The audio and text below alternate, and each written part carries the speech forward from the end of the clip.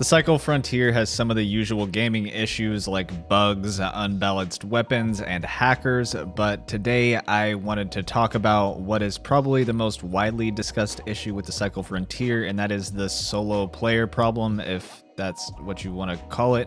Basically, all that it is the fact that when you play in the Cycle Frontier, if you're playing as a solo player, you can get dropped in onto the map and run into people that are playing in duos or squads. I'm Marcus, and welcome back to the channel, and today I want to talk about some solutions to this issue, but first I want to dive a little bit deeper into why this is such a big issue. The main thing is that a lot of people don't have teammates to play with, and this game isn't necessarily the easiest game to learn, and it's very punishing because obviously if you die, you lose everything that you have on you. So if you're going in as a solo, you're playing at an even bigger disadvantage, and it makes it harder to learn the game and harder for solo players to really get into this game in depth. Playing as a solo player makes you have to play like a little bit more stealthily, which is fine if you want to play that way, but a lot of people just kind of want to run and gun and play a little bit more guns blazing, and it just doesn't work out. To be good at this game, there's a lot to learn, and playing stealthily makes you have to avoid a lot of those things. So like running into people and hearing gunshots in the distance, you're not gonna know out of the gate that this person is using a really good weapon or if they're using like one of the basic weapons like the AK or the pistol. And without this knowledge, you can't really make a good decision because say you just hear gunshots, you're like, okay, I want to go fight. You don't know if you're gonna run in and be on an even footing or run in and have to like play really carefully because the other person is heavily outgearing you.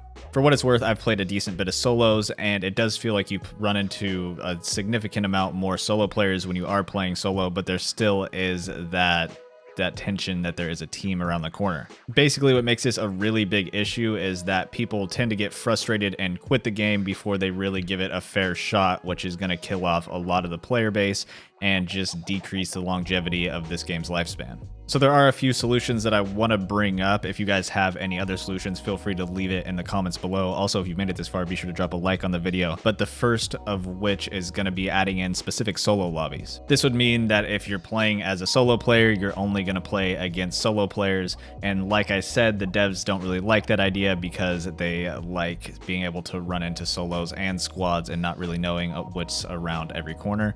So I don't think this is going to happen, but there is potential that if there's enough of an issue that this could happen. I personally don't think that this is a very good idea. Mainly for people who are more experienced in the game, it's going to make it basically be like an easy mode. For someone who's really good at FPS games, they're basically just going to be able to walk through lobbies and mow down anybody that runs in front of them, and that's not really what this style of game is about. What I think makes games like this really shine is like the tactical decision making, the routes that you want to take around the map, and not being able to just run in a straight line to where you want to go and run over anybody in your path. On top of that, if you're playing as a solo, you do have the advantage of getting all of the loot that you find. That's kind of the thing that the devs have talked about as well, is that you're trading off playing with a team and having that support system for having to share the loot. I think if they were to have solos, they could maybe increase the player count for the solo lobbies to make it more likely that you're going to run into multiple people and make it feel a little bit more dangerous. But if they keep it on this low player count,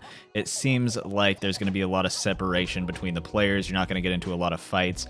And if you're good at FPSs, you're just going to run through people anyways. I think this is a little bit more of like a band-aid over the issue instead of fixing what I think the real issue is, and that's the fact that you can't really make friends within the game. So I think another solution is just adding in more ways to make friends within the game. This could be things like having people back in your home base area that you could talk to. Obviously, this could get really toxic really quick, so this may not be the best solution. In solo lobbies, if you've played and you've noticed, solo lobbies actually tend to be a little bit more talkative than squads. So if you like run into somebody, a lot of times you'll hear them say friendly. You'll hear them actually try to communicate with you through their mic. So if you're someone who's struggling with solos, you may want to actually just try talking to people, and it may make your life a lot easier.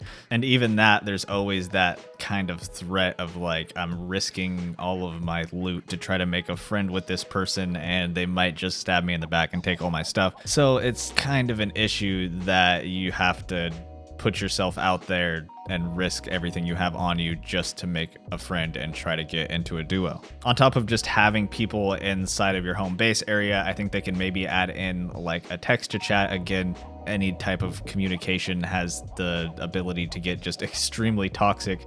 But if you add in like a text to chat, you can have a looking for groups section and kind of type out like, hey, I'm playing by myself. If anybody else wants to group up, you can join up.